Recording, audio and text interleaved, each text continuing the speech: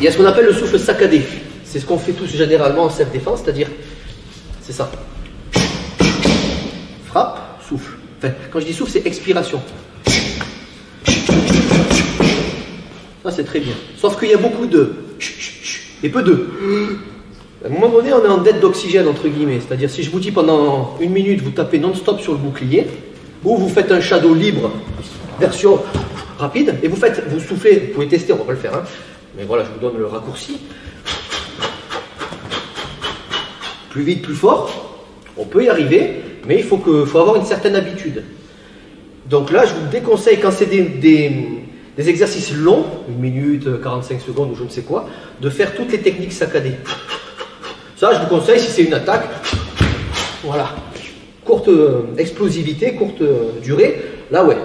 Maintenant, je vous conseille, et vous allez le tester, quand ça sera en combat surtout, quand ça sera long, genre les combats qu'on va faire, où vous travaillez, ce qu'on a fait là d'ailleurs, hein. J'aurais dû vous le dire avant peut-être, mais trop tard. Quand vous travaillez sur une période un peu plus longue, ou que vous ne savez pas la période, le temps, si je vous dis allez c'est parti, vous ne savez pas quand ça va s'arrêter. Allez-y mollo. Donc dans l'idée, vous allez faire, alors je ne sais pas comment on pourra appeler ça, j'appelle ça la respiration, ah vous avez rigolé, hein, fou de ma gueule, la respiration de docteur, comme chez le docteur, ça veut dire quoi? Vous avez tous fait avec le stéthoscope dans le dos, il vous dit, ou il y a que moi, vous avez connu ça chez le docteur, yes. Bon ça vous traduisez, hein, peu importe.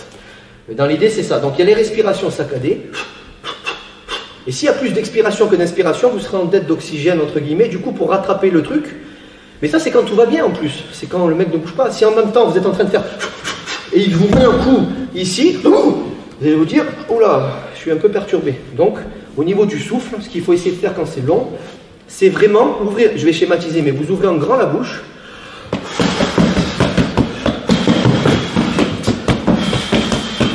Et là, vous tiendrez beaucoup plus longtemps. Ça paraît tout con, hein. Vous allez vous dire, bah, je le savais. Oui, certes, mais il faut le placer. Donc, quand je vous dirai, quand ce sera des combats un peu plus longs, je vous conseille de souffler comme ça. Et de garder le rythme. Et non pas de... Prenez un shoot, et là, ça va tout vous perturber, vous allez être un peu perturbé. On peut faire que du saccadé, hein, c'est à vous de voir, mais je vous conseille de jongler avec les deux. Si tu souhaites aller encore plus loin, à savoir décupler tes connaissances en self-défense, devenir confiant et efficace en situation réelle, mais ce que je t'invite à faire, c'est à cliquer juste ici. Formation offerte, ou encore sur le lien qui est en description juste sous la vidéo. Voilà, j'espère que la vidéo d'aujourd'hui t'a plu et que t'a aidé à progresser un petit peu plus. Quant à moi, je te retrouve de l'autre côté pour commencer ta formation vidéo offerte. À tout de suite.